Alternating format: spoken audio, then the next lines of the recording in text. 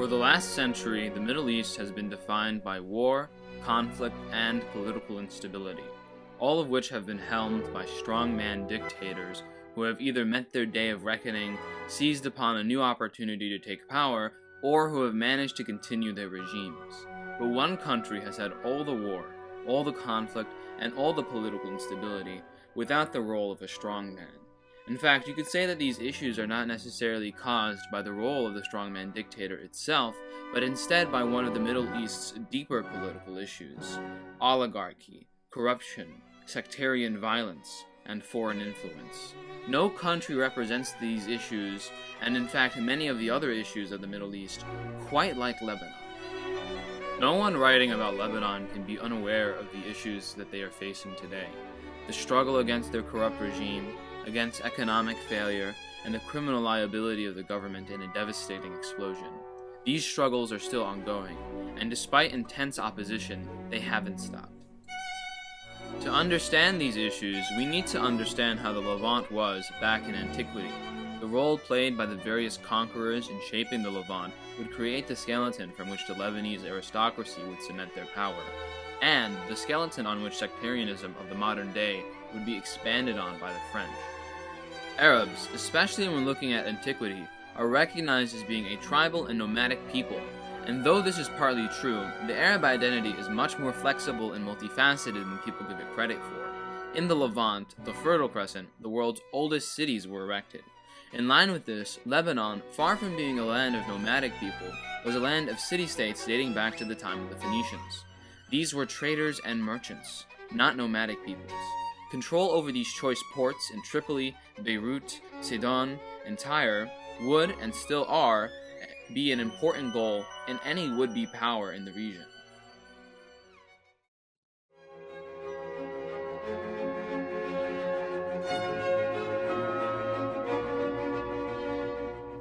Before the introduction of the nation-state, these people lived under empires, and the idea that any of the various sects and communities could run their own lives was essentially a figment of their own imagination. This is where the peoples of Mount Lebanon and the broader Levant found themselves. Control of the land was determined by conquest, and not any notion of self-determination.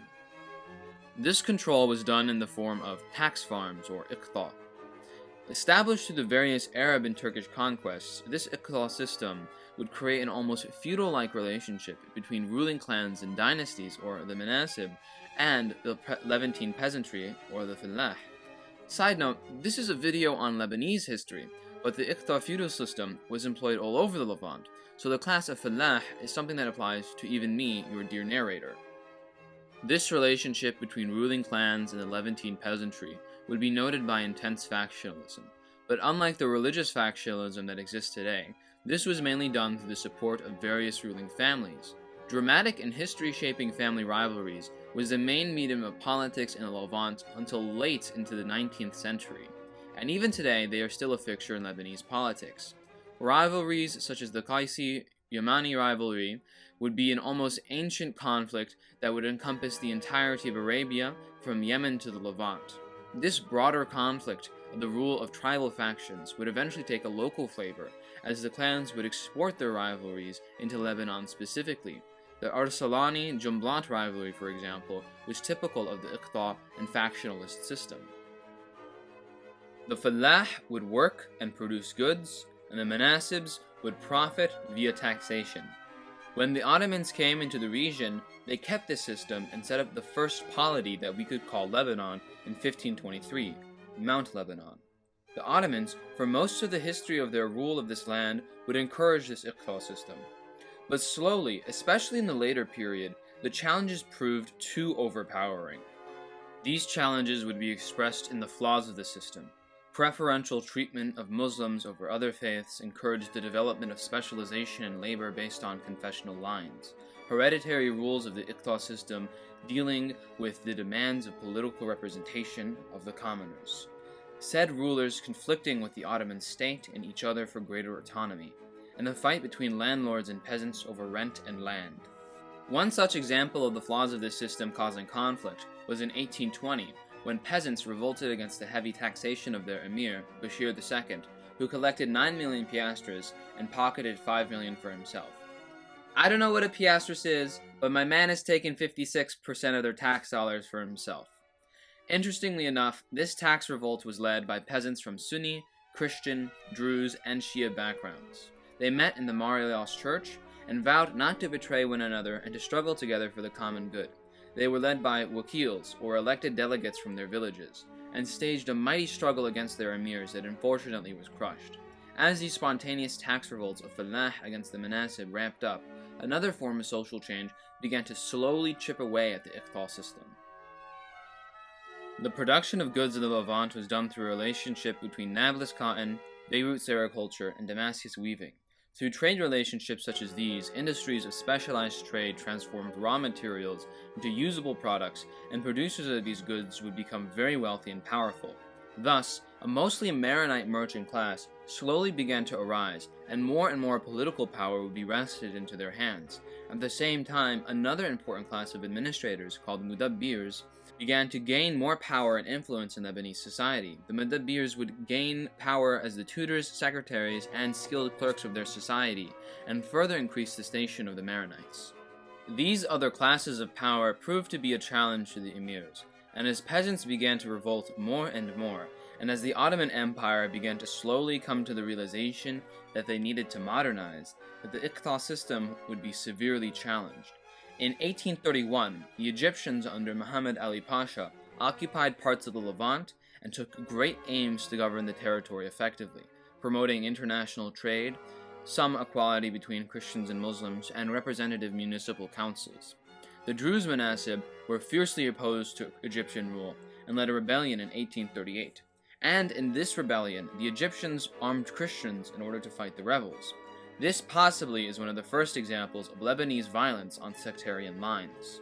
The peasantry, however, were also opposed to the rule of the Egyptians, who taxed them heavily, and thus they launched peasant revolts all across Egyptian-controlled Levant, including cooperation across sectarian lines. Near the end of this revolt, the commoners made specific demands against the power of the Manasib, which soured Druze Manasib support for the rebellion. The Ottomans returned. They created a policies of reform called the Tanzimat, which sought to remove the power of the Manasibs. As a part of these reforms, they partitioned the land into two districts.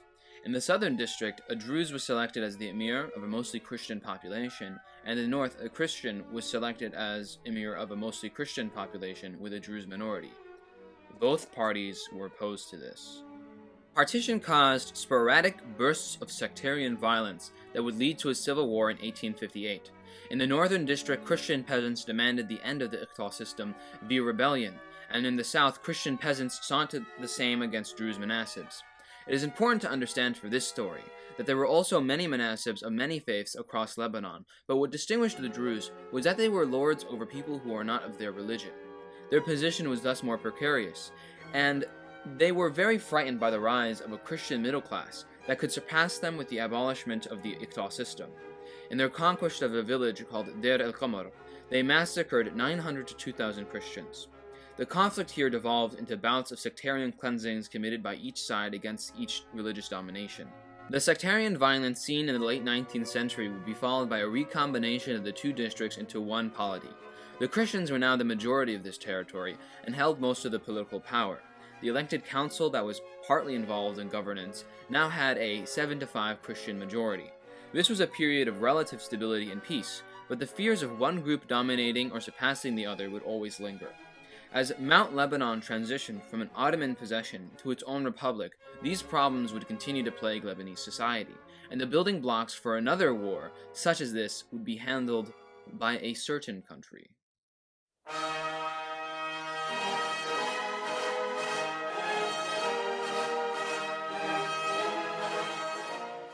The French had become involved in the politics of Lebanon with the first invasion of the Ottoman Empire under Napoleon in 1798.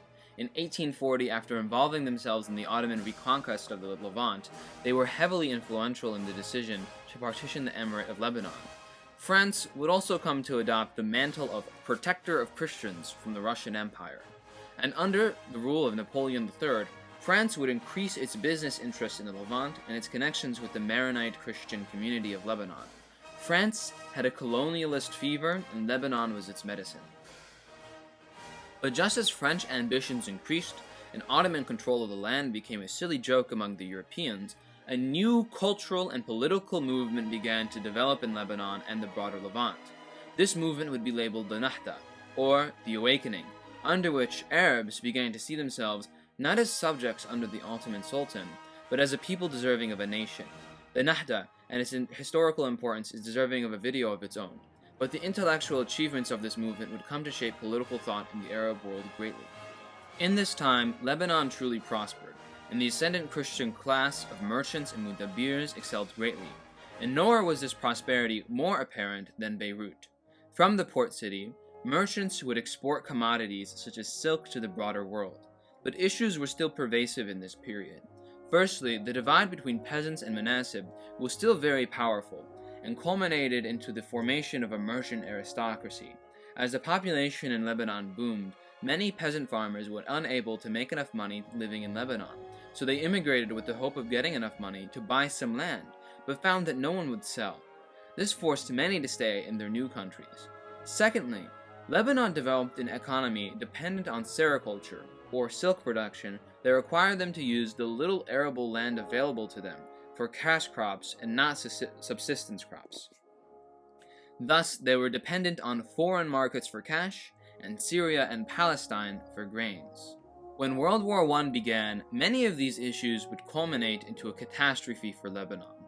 As previously mentioned, the Arabs had been going through a Nahda, and were expressing notions of independence, which the Ottomans became very wary of. This culminated in the very public hanging of 33 Arab nationalists in Beirut and Damascus. It was during this time that the region was struck by famine. Locusts destroyed crops and people starved, but no one was hit worse than Lebanon. Cut off from the Syrian grain and foreign exports, people ate dogs, and in some cases resulted to cannibalism. All the while, moneylenders in Beirut banks raised interest rates and accumulated land and property while the country starved. When the war was over, the British and French divided the land between the two. The French were skeptical of the British, whose armed ally Prince Faisal was in place in Damascus. They set about expanding their influence in the region in order to ensure their share of the spoils. When, in 1919, the Lebanese Administrative Council attempted to declare independence and create a democratic system based on the principles of liberty, equality, and fraternity, and guaranteeing the rights of minorities and freedom of belief, the French heavily pressured them to become a mandate, and so the Lebanon Project began. Prince Faisal, who the people believed would unite the Arabs under one nation, negotiated with the French and settled for a kingdom in Syria under French influence. This left Lebanon to be developed as its own country under French directives. Negotiations began between Faisal and the AC, plus the Maronite Patriarch of Lebanon. The Lebanon that we know today is actually the result of a series of annexations. The Maronites of Mount Lebanon wanted a Christian state, but it had to be a viable state. They had not forgotten how they starved during the famine, and made sure to annex the Bekaa Valley, which is Lebanon's most productive farmland and is populated by Sunnis and Shias. The port city of Tripoli, populated by Sunnis, was also included in order to ensure Beirut's supremacy as a port city and to weaken a prospective Syrian state so that it might be easier to rule for the French. In the south, the decision on the borders was done on a more colonial nature. The British wanted a Palestinian state up to the Litani River in Lebanon, but the French did not want to concede more land to the British, and the decision was made to partition the Galilee. Thus, Lebanon was given even more Shia Muslims. And so, the modern borders of Lebanon were created, stitched together haphazardly, joining together many different populations that didn't agree on what they wanted for their country. And in this period, we see a rise of many disparate political camps in Lebanon advocating for a variety of futures for Lebanon. The main question was whether this tiny republic ought to form close ties with the West, meaning France, or with Syria instead. Should Lebanon be a Christian state, or even a state at all, and instead a formal part of France? Or should it rejoin Syria?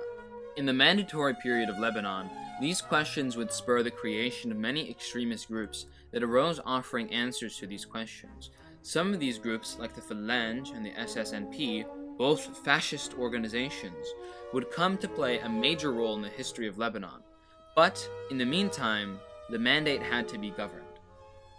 But for some reason, a lot of people did not like being a French colony, and they decided to revolt. The Syrian revolt of 1925-27 shocked the French into giving both Lebanon and Syria a constitution. Lebanon got this really awful flag and an article in the constitution that temporarily divided government positions across various sects. This period was defined by the political careers of Emil Edi and Bishara el-Khoury. Edi envisioned Lebanon as a Christian state with a Mediterranean identity and was antagonist to the Muslims living there. Khoury wanted Lebanon to be an independent republic where Muslims and Christians lived together and there existed a cordial relationship with its neighbors. However, Lebanon could not remain a mandate forever. In 1936, to its south, the Palestinians were undergoing an uprising against the British, and internal agitation began to increase as well. Egypt was able to gain independence from the British Empire, with some caveats. Syria was also able to re-establish their previously suspended parliament and was admitted into the League of Nations. Anti-mandate protests were able to spur elections, seeing the rise of Edi to the presidency. The question of separation or integration was still a pressing issue, which was not helped by the developments in Syria, which made Muslim unionists fear that Syria had hard-to-find borders, and Christian separationists believed that Lebanon's further move away from France might open up to annexation into Syria.